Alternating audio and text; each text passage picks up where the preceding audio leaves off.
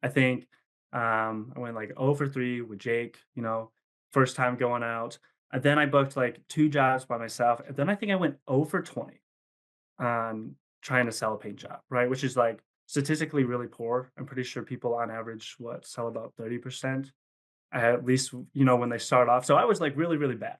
And, I had two choices to make. I could, quit, go back and, just work for my dad, right? I could call it quits, or I could ask for more help.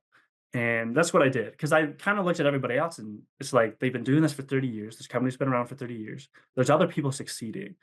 And I thought to myself, if they can do it, I can do it. Right. They're like, there's no reason I can't do this.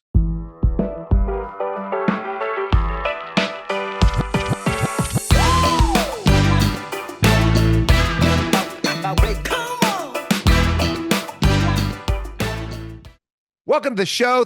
Thank you for sharing our show with your friends. We've got one to share today. Everyone's favorite, Grayson Bierling. To see him is to love him. He's going to talk about the path to a family business. Some of you might be thinking about a family business. What's the path? He's going to talk about just working and how life isn't hard at work if you're enjoying it. And my favorite, if you're listening right now, this is the important one: focusing on adding value. Whatever you do, family business or not, adding value and how to do it. Welcome to the show and welcome to the Edge of Excellence. Well, Grayson, it's so wonderful to see you today on this beautiful Friday. We always record on Fridays. Grayson showed up wearing a hairnet. It was the strangest thing. If you're watching on video, he's no longer wearing a hairnet. Welcome to the show and welcome to the Edge of Excellence, Grayson. Hey, thanks, Matt, for having me here. Really excited to be here today.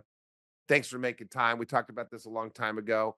I appreciate you coming off the floor of the family business to make time. And we're going to get deep into it. But before we get into being a student athlete for 4 years, getting a business degree and a psych minor, 3 years of full-time employment generating over $1.3 million in revenue while you're in college, going to school, having 100 employees. Before we get into all that stuff, Grayson, I got to know, what is your definition of excellence?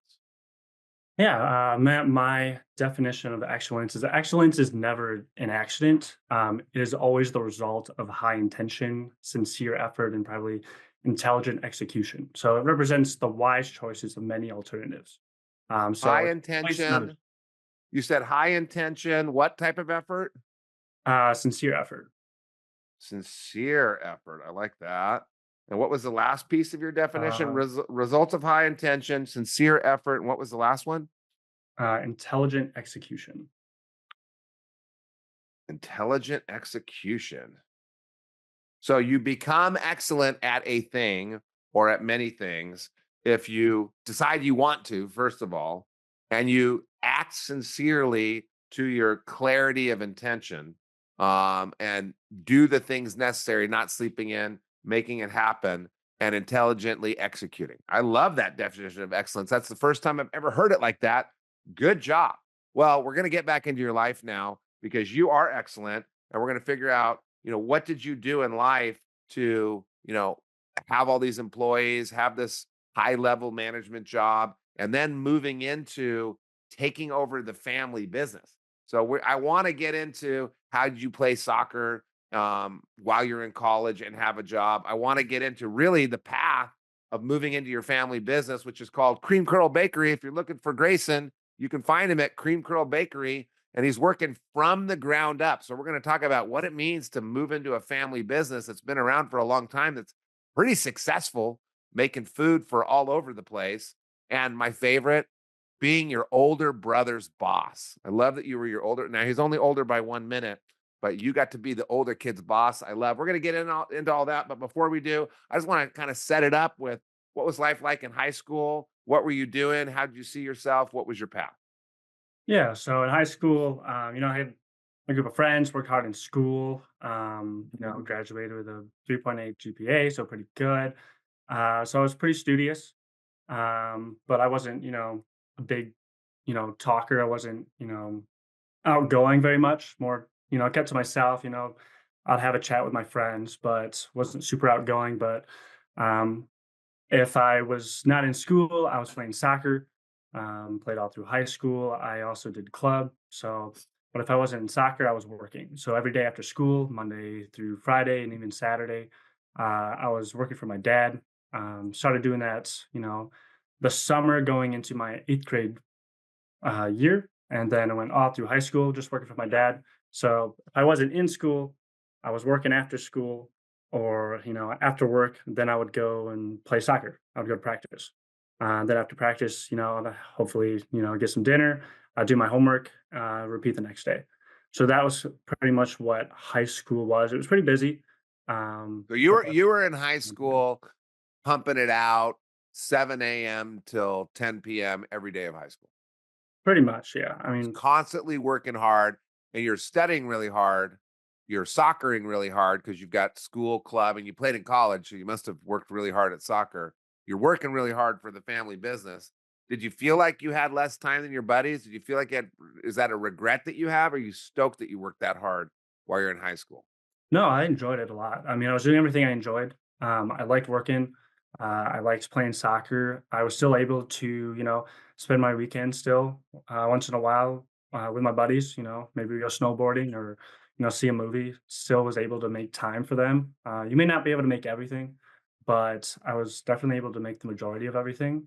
And it taught you a lot about balance, being able to make time for the things that are important. So I'm really glad I was involved in a lot of things rather than um, the opposite of not being involved.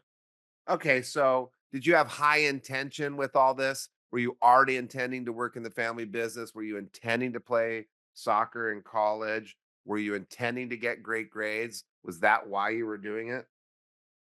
Uh, Yeah, I mean, I always cared about school. Like, I went to a private school, so my parents were paying for my schooling. So I know it was important for them to make sure that I was studious. I was actually trying, getting good grades, and I knew it was going to help in the long run too, right? Picking a college, but for me, I was more focused on going to college near uh, the bakery because that's what I knew I wanted to do. I knew I wanted to take it over. So my first goal, pick a college that's near that way, after my classes, after doing homework, I can actually go and work at the bakery. That was the whole plan. So it was either, go to Grand Valley or Davenport. They're both two big business schools, really close to work.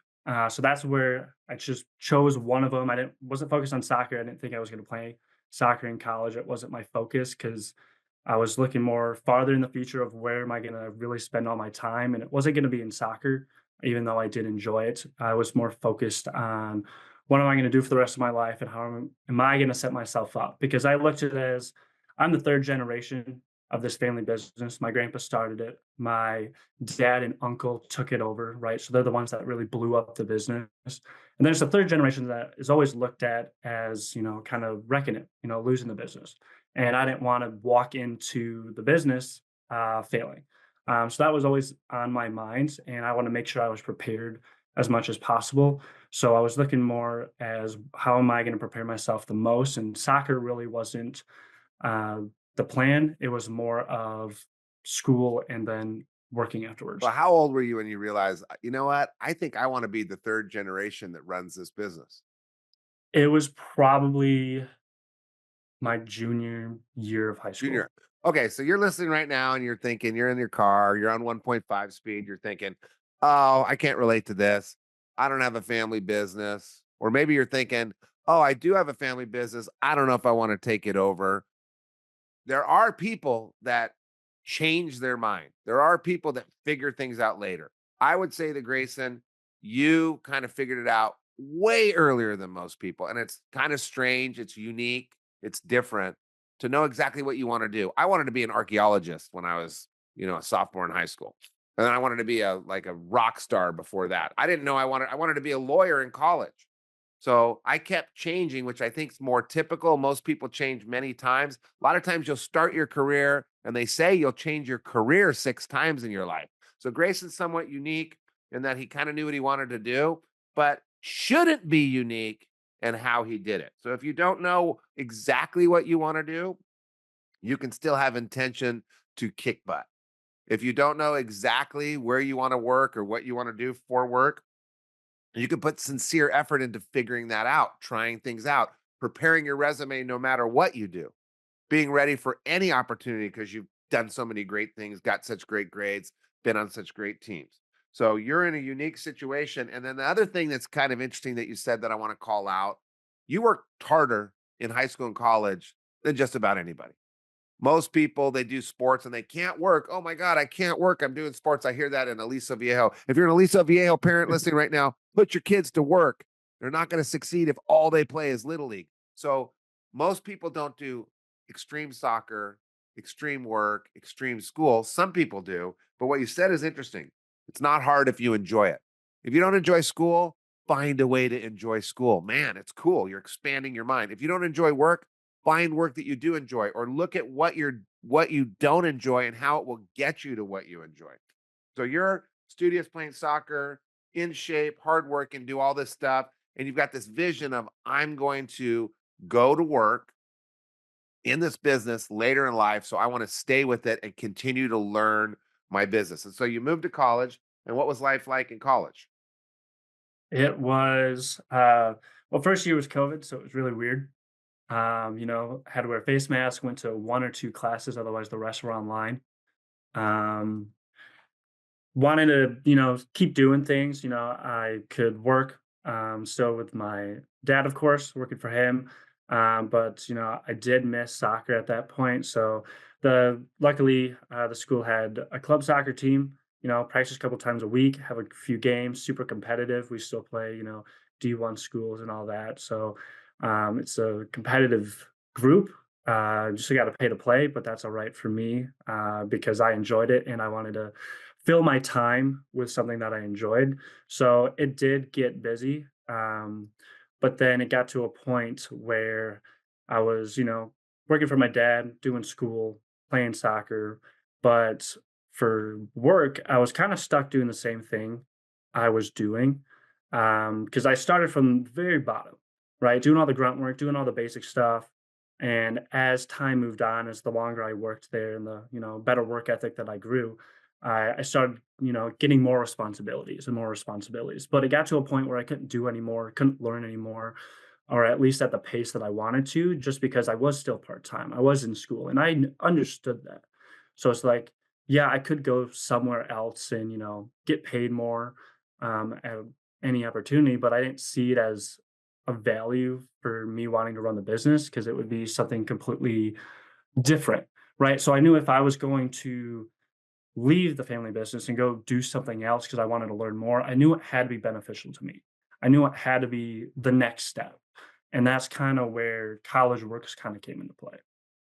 So, so I went into my class, talked about College Works, running his own business, and it definitely caught my attention right away. I filled out the card, got a phone call my sophomore year, looked into it, and I'm like, this is a great chance. This is the kind of what I'm looking for.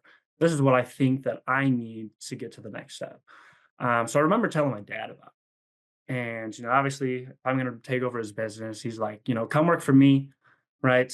Sounds like one of those things that, a lot of companies do. They'll, coach you a little bit, teach you a little bit, but they're not really going to help you. Sounds like you're just going to be off on your own little island. Um, so just, come work for me. Well, it's kind of like that telephone game where you get a lot of information in and then you got to, report it to your parents and say, what do you think? Well, obviously, they're not going to know everything that I do. And, after talking, with Joe more about it and my DM Jake, I'm just like, yeah, this is something that I need to do.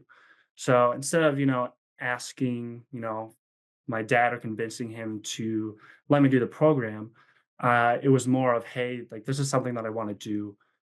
Will you support me through it? And of course, my dad did say yes, right? He said, yes, I'll support you through it. And off I went, doing College Works for, January through August. And I think I was 3 months in the internship. And I remember my dad coming back to me. He's like, Grayson, you were right. You made the right decision. I Hmm. see how much you love it. I see how much you're learning from it. I see how much support you actually have and how much they actually care about your success. It's hard for me to say that I was wrong, but congratulations, you made the right choice. So that was a big moment for Wow. me Like because, almost bringing a tear. So first of all, yeah, we got to do a couple shout outs. Jake Okay. Lutz, shout out to Jake Lutz. I'm actually gonna do run him on the podcast this season too, so I've got to Okay, very schedule cool. that. So shout out to Jake Lutz who went off and is conquering the insurance world. And then your dad, I mean, what a mature and wise father. And it's interesting because you went to go develop yourself to come back to your dad. So your dad's sitting there going, no, no, no, I can develop you better than that. There's all these scams out there. There's all these wastes of time. But after 3 months, he saw that this was the College Works path was a good path for you. Um, Interesting that you're stepping out of a business to step into a different business to step back into the first place you were in. So the reason why you did that is you just wanted to get something extra to bring back to the family, right? Yeah, I know, like, my dad's gonna teach me as much as he can and to the ninth degree, right? But I wanted to also learn the things that you can't really be taught, right? You can't really be taught to get out of your comfort zone.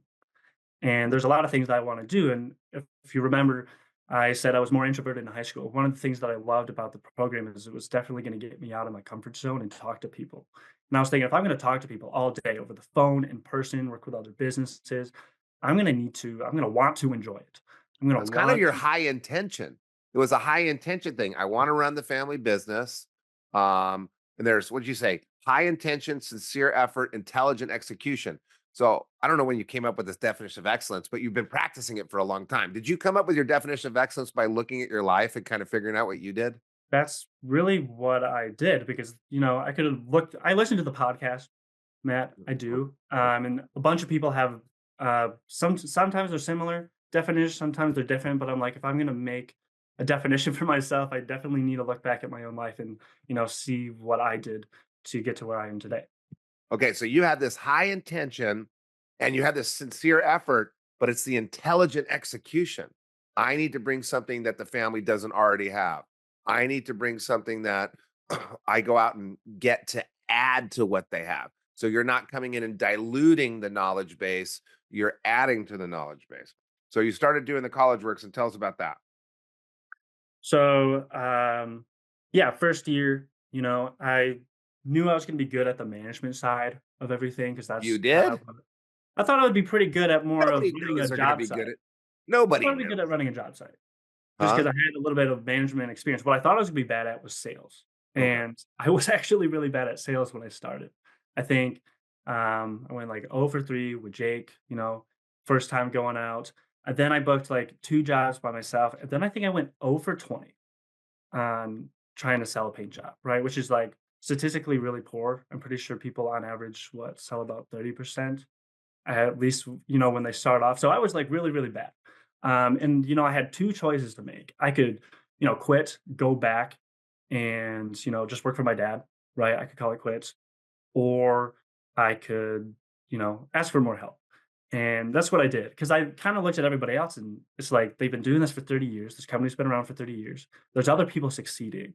And I thought to myself, if they can do it, I can do it. Right. They're like, there's no reason I can't do this if other people are succeeding at it. So that's when I just buckled down and I asked for more help, got more training, and I think the next weekend I went out and booked like 3 jobs. So that's It was again big game changer. intelligent execution. Intelligent execution. You're always going to struggle. Whatever you do, you're going to struggle. So, are you getting a tutor in class to help you get through your class? Are you studying more? Are you working harder? Are you asking for help? So you've realized from your experiences that when you get up against a roadblock, instead of just pounding your head against it, kind of back up and figure out a different way. So your way is to ask for help. Love it. So after that, I learned sales. Ended up the summer, running a like $110,000 business. Made a lot of friends. It was great. And then Joe asked me to be a district manager. So then we have that confliction of, I would kind of went into College Works thinking this is going to be like a 6, 7 month deal. Then I'm going to go back and I'm going to work for my dad. Well, then I looked at it, at a broader perspective and said, okay, so I have two choices: go work for my dad, or get moved up within this College Works and kind of run a branch. And if I went back to my dad, I would kind of be going back to doing what I was doing previously. Well, that's not moving forward, and it's more stagnant of where I was, and that's kind of what I was avoiding, trying to get out of. And then I had this great opportunity that not everybody is given. to be a district manager. And so when it was offered, I kind of knew that I couldn't pass it up. So then I did College Works for a second year, and bunch of obstacles, roadblocks, highs and lows all through the district manager year. The second year round, and then I still had one final year of school left, my senior year, so I could either again go back and kind of do the same thing. I couldn't move up any higher from what I was doing because I'm still part time, or I can go do College Works again. And so I ended up doing it a third year because I wanted to keep moving forward. I knew there was still more to learn. I knew I could get better at the skills that I was just learning. And that's kind of why I stuck with it through my college years. And not everybody can do College Works because we only operate in the Midwest. So someone listening in Europe or Asia or California, where I live, they got to find a different opportunity. And maybe they're not going to go work in cream curl, or maybe their parents don't have a business. But the point is, um, high intention, figuring out what you want to do, clarifying that intention, act sincerely and intelligently to that. And if you want to go get an MBA, they make you after school. They don't say more school, they say go work and then come get an MBA because you're learning by working. And then there's programs like College Works, and there's other ones out there, Southwestern Books. I used to say Cutco Vector Marketing. I don't know that Cutco and Vector Marketing do enough training. Do more training, Cutco. I have every one of your products. Train your people better. But there's things out there to test your resolve. There's things out there to test your work ethic, build your work ethic. You can go teach language in Asia. You can go work on an Alaskan fishing boat, but it's doing something to gain skills to bring to whatever the next step is. And you felt that you were gaining the skills. And I got to ask you, first of all, you and I have talked about your dad. And if your dad listens to this podcast, I hope your dad knows that for sure we were fighting to keep Grayson in College Works forever. Now, we knew that that wouldn't happen. But there was a time when I was like, I wonder if Grayson's going to stay here. And then you told me about the family business, and I don't remember where that was, but it was recently, sometime in the last 6 months. You and I Okay. spent some serious time talking about what the business was, and I learned what it was, and it sounded cool. But you want to be in that position where everybody wants to keep you. So your dad wants to keep you, but he loves you and he knows what's right for you. So if you love someone, set them free, which is a Sting song. Set them free. He sets you free, and then you come back stronger. And I think that's what Sting means. If you love someone, set them free, they'll come back even stronger. So you're going out to add talent, add skills. You found a place that worked for you. And then you graduated. And it was time to leave College Works, which a lot of people leave College Works. I don't like them as much as the ones that stay. Uh, just kidding. It was time to leave College Works. And now you're back to where you already were. You were in the family business. You left the family business. Now you're back to the family business. But what's the difference now that you're back?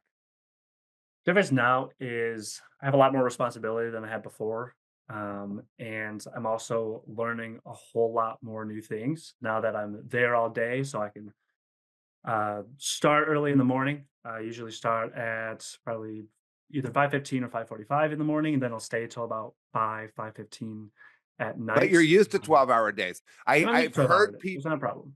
I've watched a few interviews, College Works interviews, and I do that once in a while. I bounce in and I hear they ask them, where do you see yourself in 5 years? And I hear a full-time 40-hour a week job. And then I leave my office and I go talk to my friends and I say, you're not going to believe this. They all think it's 40 hours. They're striving for 40 hours. That's not how it works. You're not on the edge of excellence if you're aiming for a 40-hour a week job, because work, when you love it, doesn't feel like work. And when you're excited about it, it doesn't feel like work. And if you want to kick ass and become excellent, you're going to have to put 12-hour days in. If you look at the athletes that you idolize, they put 12-hour days in. You look at the musicians that you idolize, they put 12-hour days in. You look at the people with the success that you want, they put 12-hour days in. Grayson was putting 12-hour days in high school. Some people don't do that. He was putting 12-hour days in college. Some people don't do that. But if you don't start, then you're not ready for it, because out of college, everybody that's on that path, if you're an investment banker, you're putting in 16-hour days and you're sleeping 6 hours, maybe in the office. So you came back, you have this strong work ethic, which kind of goes with your sincere effort, lots of sincere effort. And you're now full time, you're learning more because you have more time to learn. And tell us about the path. This is what I really wanted you on for. Your dad's got a business that he's had forever that he had to earn from his family. They didn't Right. just give it to him. You don't get given a business. You have to earn the business. Now he's gauging you and your brother whether or not you're good enough, right? That's part of it. Mhm. So what's the path to prove that you're the right person to take over as opposed to your dad working till he dies or selling to someone else? What are you doing to earn that position? So one of the big things of wanting to really earn it is I'm asking questions all day long. I'm trying to learn new things. I'm trying to be as focused as possible to show him that this is really what I want and I'm the right person for it. So you got a lot to ask a lot of questions, but you also have to look at everything that he's doing and not really second guessing everything, but you're looking for new ways to make it better. You have to innovate, especially in the food industry when you're baking things. We have a lot of equipment, millions of dollars worth of equipment, and a lot of the stuff we do is some in-house innovations. Um, so we'll work with nearby companies. We're like, hey, this is what we have. We think we can make it better by doing this. What do you think? Can you make this product for us? So if I'm right now spending a lot of my time on the floor looking for ways we can innovate and make our product better, make it more efficient. How can we bring costs down here? How can we make more money there? If I'm just going through the motions and just working on the machine and I'm not coming up with these new ideas, well, that's pretty stagnant. You're not going to move forward. And then if I run the business, I'm going to be stagnant and not moving forward if I don't come up with these new innovations. So that's where I'm spending a lot of my time currently. But I want to also make a big point of going back to, I was looking, at College Works, the time that I spent there, finding new things that I can bring to the table that my, father may not know how to do or my uncle. And one of the big things is recruiting, finding people to work for your company. And what I didn't know is that my dad and uncle, they hire a lot of word of mouth, right? That's how they hire. They don't know how to actually go through and find a bigger pool of applicants. Their pool is pretty small. So when I came in, one of the first things that they wanted me to do was hire a couple new employees for them. And that's exactly what I did. It was one of the first things I did within like the first couple of weeks. And I had my dad shadow me through some of the interviews that I did, the phone calls that I had made. And he was wildly impressed about what I was able to do and how fast I could do it and how the quality of the employees that I found.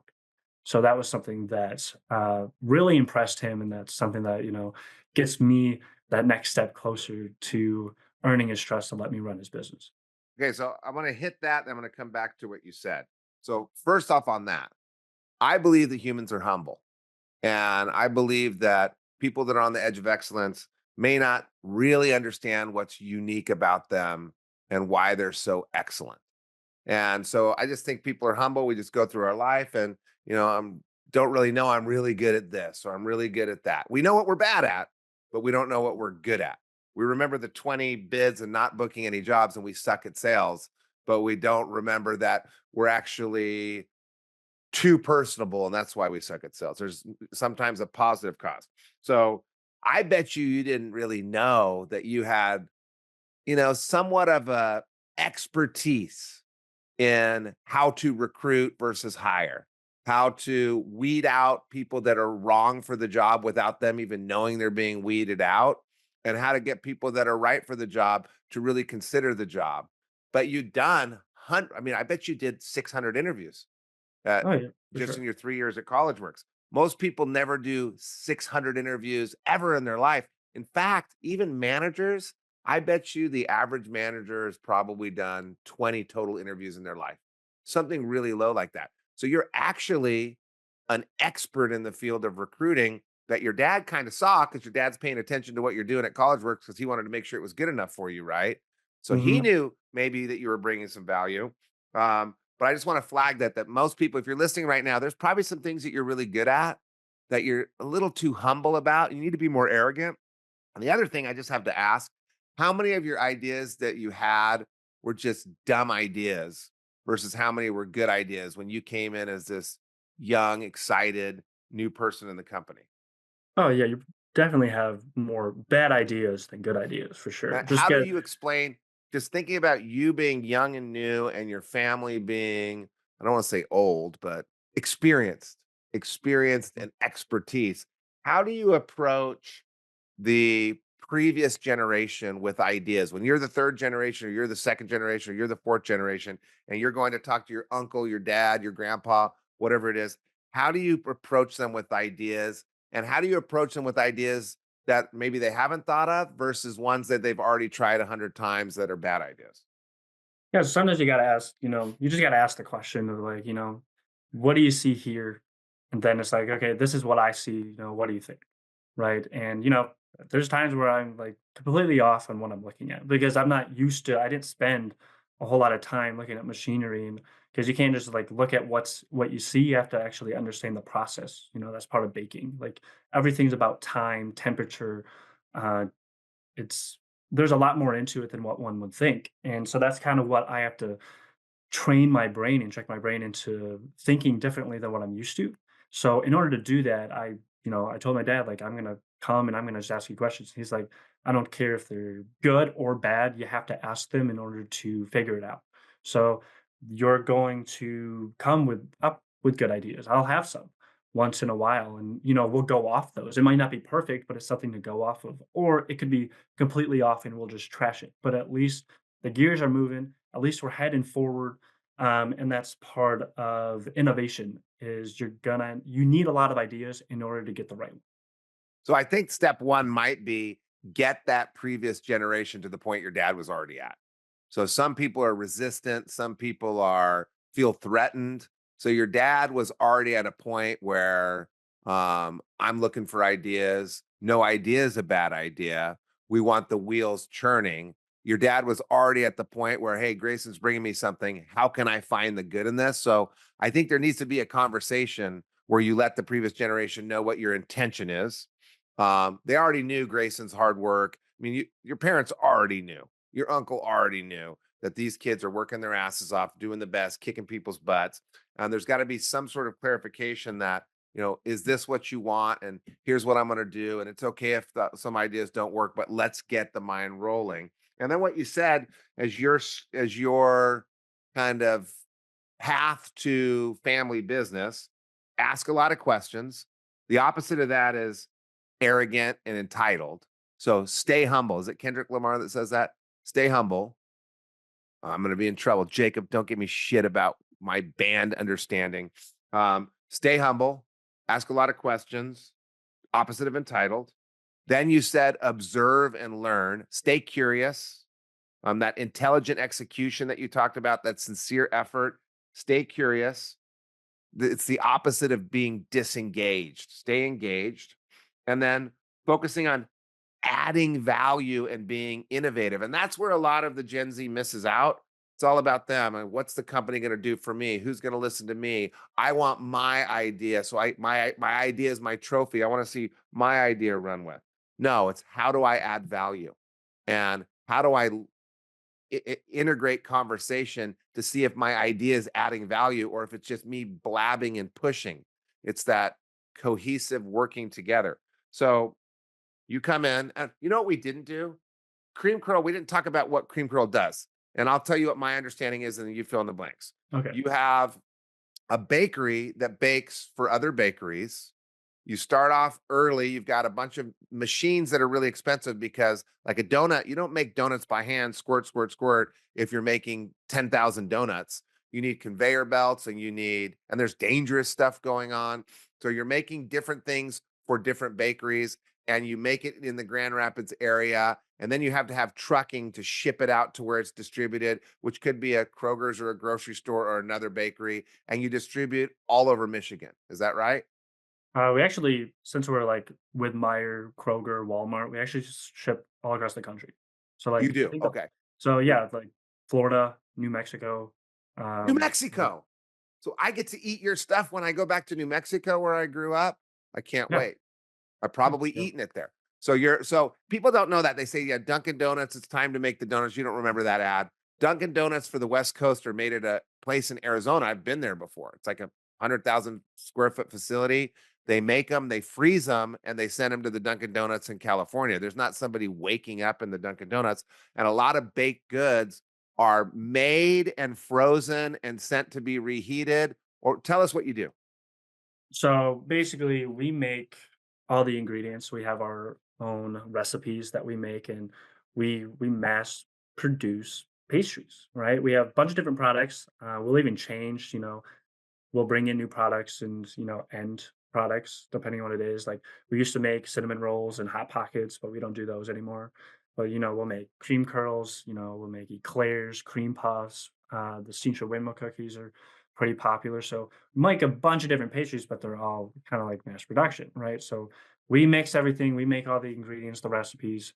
We'll package everything and then we'll ship Do them you out. ship them already cooked? Yes, yes. Everything we ship is everything that we made.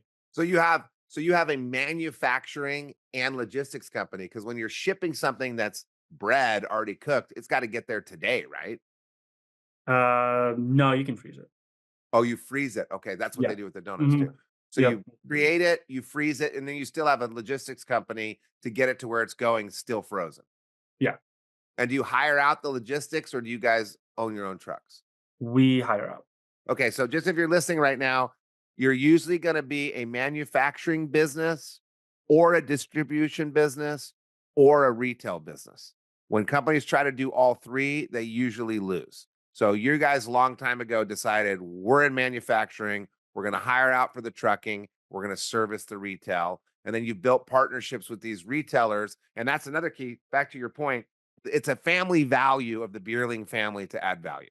Grayson and his brother want to add value to the family business. I'm sure his dad was in the same boat, but it's also a family value that's dripped into the corporate value, adding value to your partners like Kroger and Walmart. You're solving their problems. And you got to do it to keep the business, but it's also way more fun when you're adding value to your customers. So that's what the company does. And you're basically working in a food factory, which is similar to working in an auto factory, except you have lots of rules and regulations and standards, and there's lives at stake, right? Oh, yeah. So There's a tell us ton of about regulations. how you've stepped into this business. How many years have you worked there? Many years, right? Many years. Yeah, I think I worked there for 6.5 years, and then I did College Works for 3 years, and then, now I've been back for a couple months. Okay. So 6 years you worked there. Then you went off and had 100 employees at College Works. And you come back to the family business after graduating with your double degree. What do they have you doing now? What's the path to taking over a family business the right way? Which you've already told me, so I know it's the right way. The right way is to start and make sure you understand your product. If you understand your product, you can sell it, you can work with other companies, you can make it better, you can innovate. So right now, I'm learning all the machines, learning all the products, the recipes, and of course, the food safety that goes along with it. Because at any given moment, I could have a customer ask, "Hey, can you make this?" Or "What's in this product?" And if I have to wait a day or two or even a week to get back to them, they're probably going to find another customer, another manufacturer. So it's good to know everything within your business for yourself, because you also need to make sure that you're going to point it in the right direction in the future. And if you don't know, how the machines work, what you can produce on them, because some machines can only produce one thing, but we have machines that can produce 8, 10 different pastries that we can use. So the more I know about them, the more I know where to go with the business. Because if you don't know anything about your business and you just know the business side, you're not going to know which step to take, and you're probably going to fall into the wrong path. So right now, I am more on the floor, learning, how everything works, learning all the recipes, learning on the food safety, because there are a lot of regulations that you got to follow, and definitely it's not worth getting someone sick because you decided not to follow a rule. Or Um, didn't know it. or didn't know it. That's even worse. In my opinion, I think that's worse if you don't know it. So that's So, kind of what my job is now. And then after I learn that, we'll kind of get more into this business side of everything. and the other 6 years you worked there, were you working in operations on machines during those 6 years?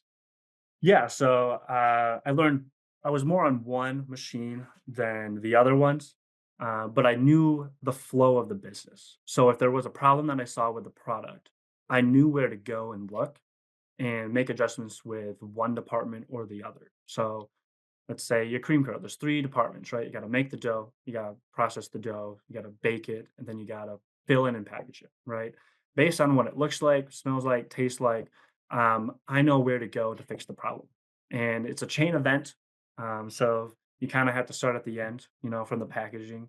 If it gets that far and you got to work your way up back to the dough room of, where's the problem? Where can I fix it? So I knew where to go with all of that. So at the end of the day, how the product looked kind of was my responsibility just for one of our pastries. So I got really well with that, but now I'm learning the other ones. Learning how to operate those machines, how to make those recipes, what So you had food you have had to be 6 years to learn one machine, one product. Then you went to college, you did a bunch of stuff, you had lots of employees, hired a bunch of people, managed a bunch of people, dealt with quality control, dealt with, with the paint job, it's not a bakery, it's not icery, it's none of that, but it's the same thing. Where's the problem happening? Where do I need to go? So you kind of got a feel for it.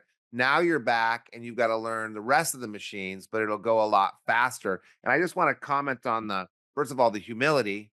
People get in problems when they want to come take over the business. Your family values, again, you guys have family values where you're adding value. I think that's one of your family values, where you're hardworking is one of your family values. Humility seems to be one of your family values.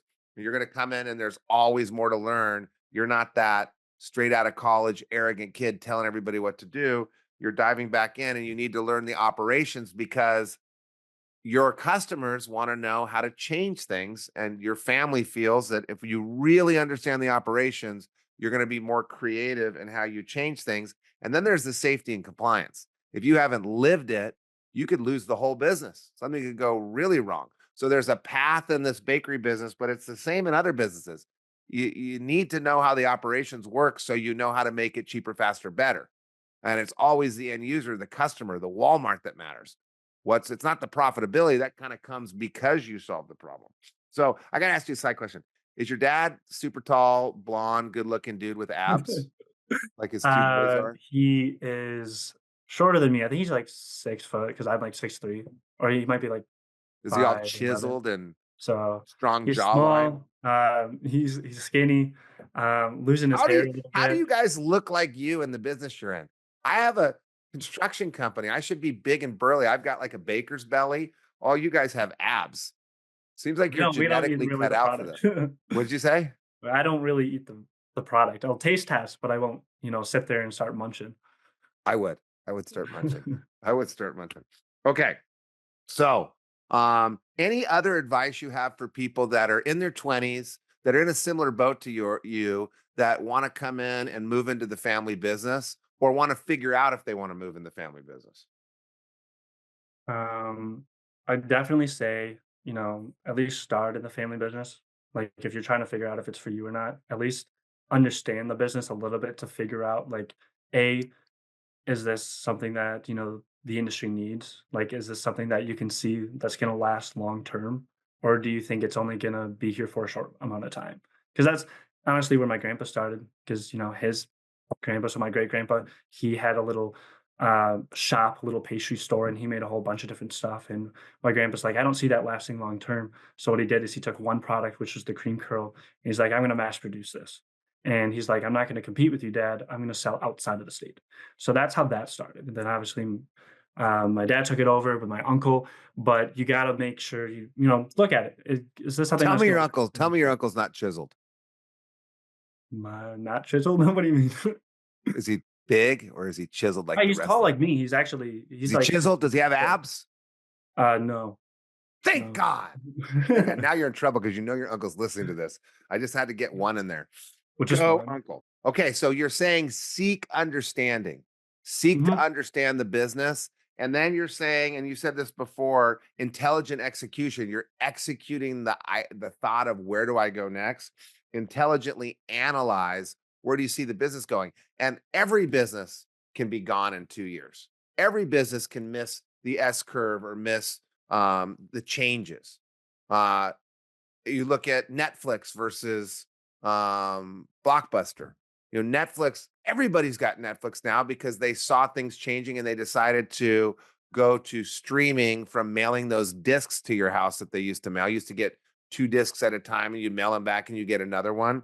So if you're paying attention and you're understanding and you're looking for, maybe you guys have a family value of being optimistic too. That started way back there with the guy that was taking the cream curl and selling it in a different state, looking for these paths. So are you surprised at where you're at? You're probably not surprised at where you're at right now, right? No, like, I knew this is, like, what I wanted to do, and I knew if I was gonna, I looked at my dad as really successful. He's got a family, tight-knit family, all loving, and he's got a great business, very successful, does super well. He also has, like, a holding company that he's doing, so, he does really well. So I'm like, I knew I gotta work hard for it. It's just like, how do I wanna get on the path? So you knew you wanted to be on this path. Mhm. You knew your dad would probably let you on the path. Did you know that you'd be this far along the path or you would be able to add value right away in year one? Did you expect that from yourself? No, I don't think I was. I mean, like, going through high school, like, I knew what I wanted to do, right? But I didn't know at all how to get there. I was felt kind of lost at that point. That's when I started looking for opportunities. So I am pretty a little bit surprised about where I am today or how far I know. But I definitely have no regrets of what I had to go through and how hard I worked. I enjoyed every bit of it. Definitely, there were some sacrifices along the way. Um, but in my opinion, it was definitely the right choices that I had made. Okay, last question. It's my favorite question. Okay. Back in the day, you made a sacrifice. There was Hmm. something that you're like, okay, I'm not going to do that. I got to do this, or I'm going to do that instead of this. It was a sacrifice. At the time, you're like, oh God, I don't want to do this. But looking back, you're so stoked you did it. What was the sacrifice that you made? And I usually say earlier in life, but earlier in life for you is like 2 years ago. What are you, 22? So, what Hmm. was the sacrifice all those years ago? It's well, everything sacrifice, like everything has a price tag to it, right? Like man, hypothetically, if you had to like create like a human, right, or your father, right, what would you put this person through, to make them tough, right? Well, it probably wouldn't be like a super easy and chill life. Like, what would you put them through to make them patient? Well, you probably wouldn't give them things immediately. So it's like you want certain traits, but each trait has a price tag attached to it. So it's like if you want to pay the price tag to get something, um, so I'd say I think if people reframe the period of their life and they're going through as, the price that they're paying out of their wallet, but the wallet as their time and it's the seconds of life that they're trading for it, I think people would be more open to make a sacrifice. And it's you're in your early 20s, you only go through college once if you stay through it all 4 years. You're either going to live them up and be an underskilled, 22, 23-year-old, or you're going to work them up, right? But you might be a little underlived. But you're going to go through a lot of experiences. You're definitely going to have sacrifices. So I might have missed, some parties. I might have missed, maybe some spending some time with, my friends and my girlfriend. But there's a price tag of every decision that you make. Um, but the thing is, do you want that item? Is it worth the price or the time that is gonna take to get there. Wow. I love that. So, and God, your dad's going to love that right there because that's what you do as a parent. I like that you did that as the analogy. And I was thinking about it. Every time a parent makes it easy on their kid, it probably makes it harder on their kid in the long run.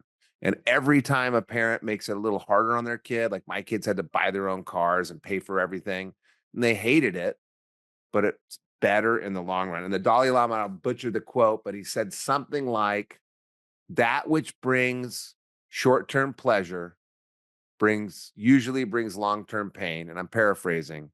That which brings short-term pain usually brings long-term pleasure. And I always think about eating ice cream, love it. Then I got to go get on the exercise bike for an hour to work it off. But everything in life, if you're facing a little bit of pain, if it's a little hard, if your parents are making it hard on you, if your teachers are making it hard on you, maybe there's an opportunity to look at that and think, are they really making it easier on me in the long run? What a mature way to end it up. And Grayson, I really appreciate you making time. I'm super stoked for your family. They seem to have done a great job. You and I were very lucky. We won the parenting lottery, I think, where we had these parents that were wise and engaged and kind of helped direct our life in this wonderful way. So shout out Yeah, to for your sure. parents, to your uncle, to your family, to your big brother that you were the boss of. Thank you for making time and sharing on the Edge of Excellence today. Yeah, thanks for having me, Matt.